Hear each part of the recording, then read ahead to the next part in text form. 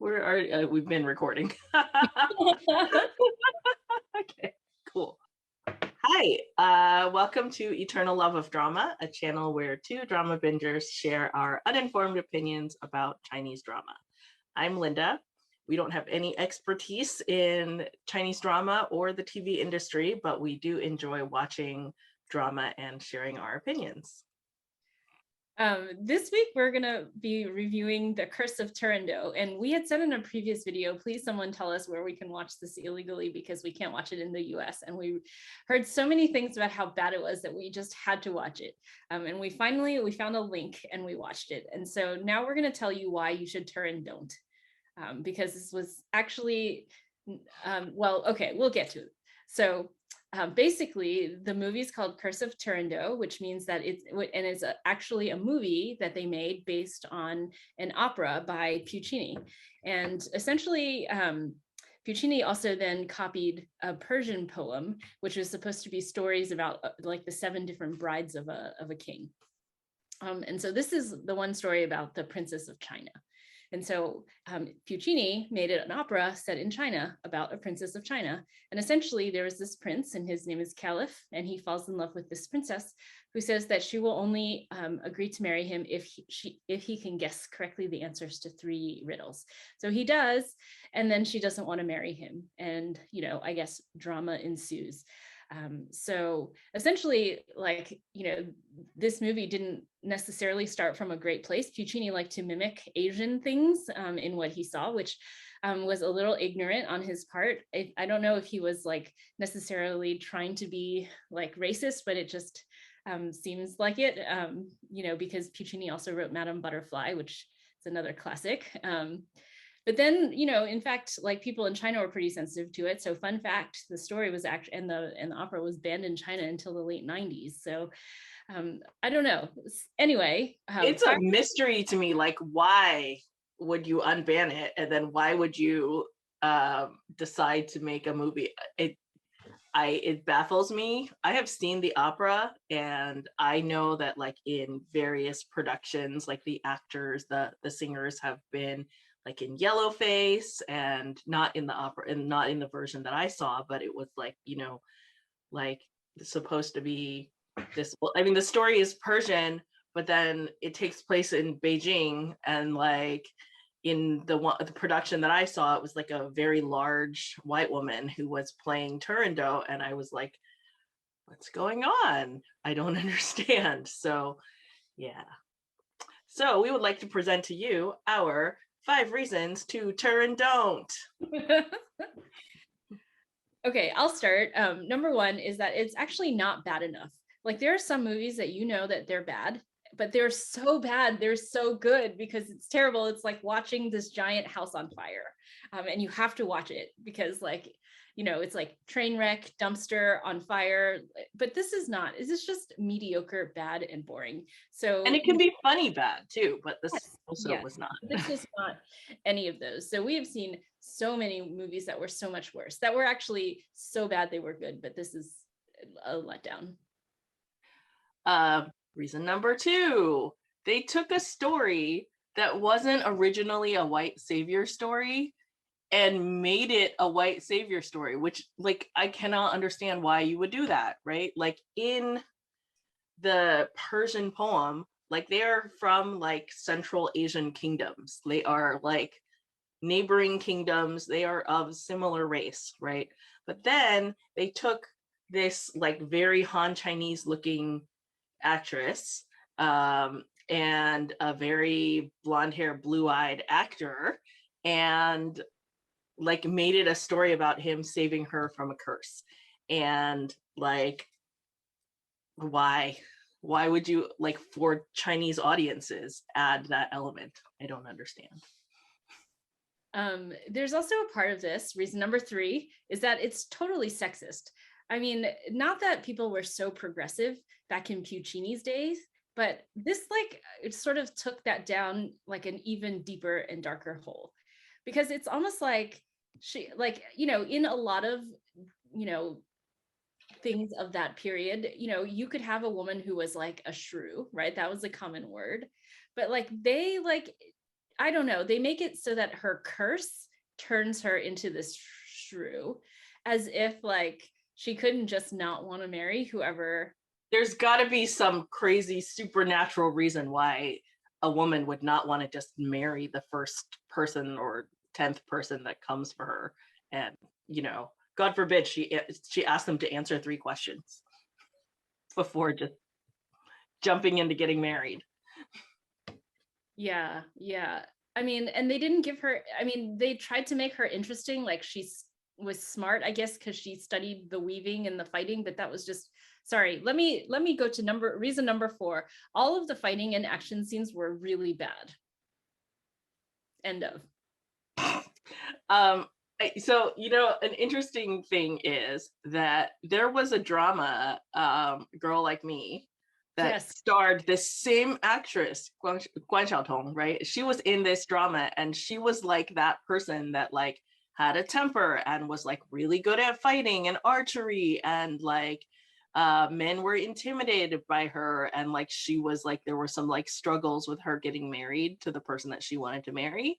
And it was like, first of all, like I'm like, oh, I've seen her in this role before, except in that drama, which was, you know, okay, mediocre drama at best, but she had fabulous clothes, she had decent fighting skills, like she could just like be an independent woman who didn't want to marry a schmuck.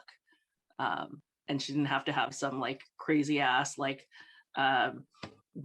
blood freezing, eyes all black curse from plastic bracelets to make her not want to marry idiots.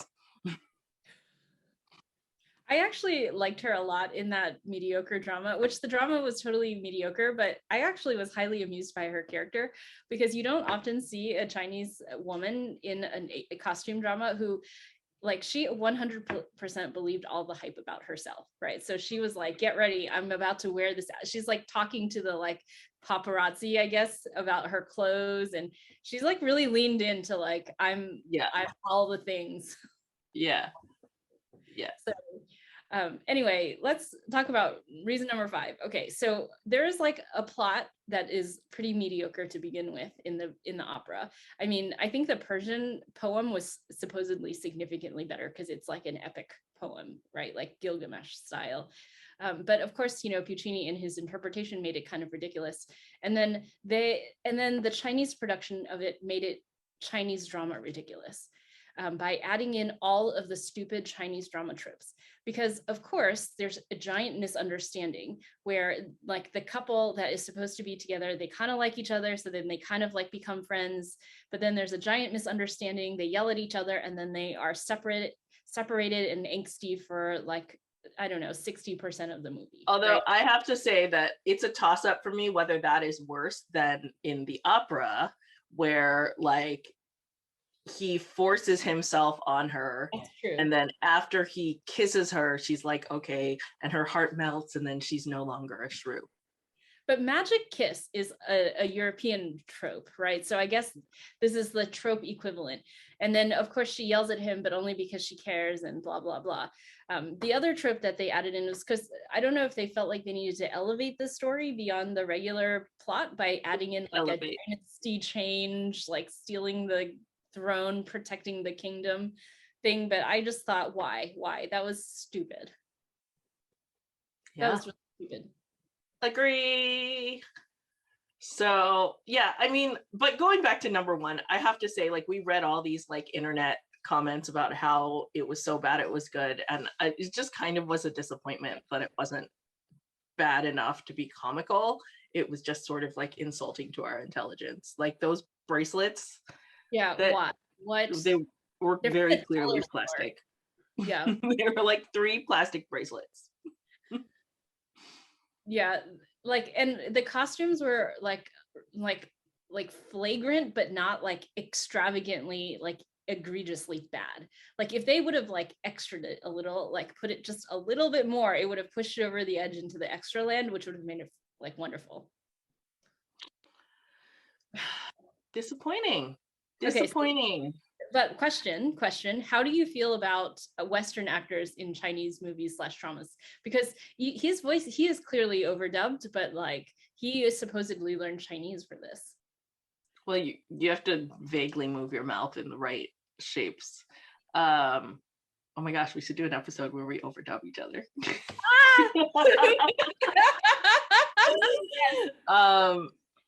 I think that, you know, like it takes away from the acting when you are not like when you take that tool away from actors and overdub them. And I know that most of the time, like at least like when I'm traveling, my experience has been that people really appreciate when you try to speak their language. And everyone is actually like very kind in their like they try real hard to understand you, like, and I have found that to be the case with lots of Chinese people dealing with like foreigners speaking Chinese. Like they're very appreciative that somebody tried, and so, you know, it's kind of disappointing that he did all that work learning and then they dubbed over him. I guess what I want to know is like, do you feel like this is better or worse than how we've seen like Westerners portrayed in other Chinese productions? Well, I think it was like it's hard to make that judgment because this is just generally a terrible production, and like I feel like with every interpretation of the story, the races are all wrong. And you know that drama that came out recently where the guy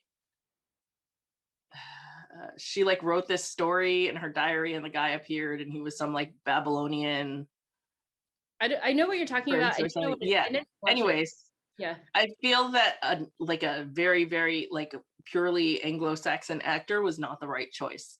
Like I feel like you know, you could have, first of all, there are lots of Persian people in the world. You could, and I'm sure there are Persian actors that could play this role.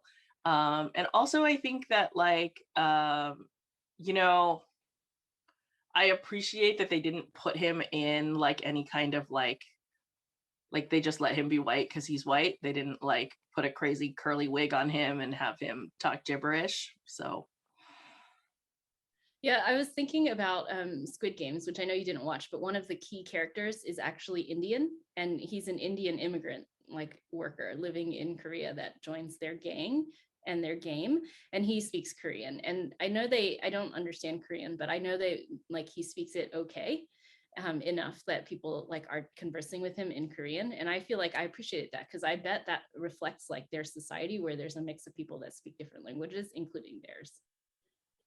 But I just thought like one thing that I thought was interesting to your point about like the white saviorism is that why like they made it so that like the Chinese people, let's be clear, the Chinese people are not Han Chinese in Beijing, like in the Puccini opera. They're like, I guess, they're like the grasslands people, right? And AKA like Mongolian or like Uyghur or whatever the like Leo Wu in the Long Ballad. Those people like wiped out, they were aggressive and they didn't like follow the rules of, you know, war, you know, and we're not like proper, and they wiped out this like kind white person's kingdom, and like Caliph in this one is the son of this like righteous king, and that was wrongly, you know, annihilated by the grasslands people. I mean, I don't know, but that's not how it went down in this movie. Like they erased that in this movie. Anyway, this is stupid. I don't understand why we're still talking about it. It was bad. Yeah, Don't it was bad. Don't watch it. It's terrible. But let us know if there are other movies that are either good enough to watch or like bad enough to watch.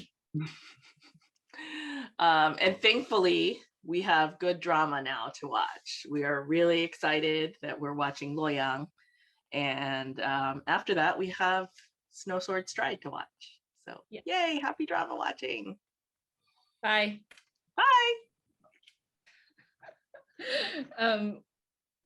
It was so disappointingly not bad.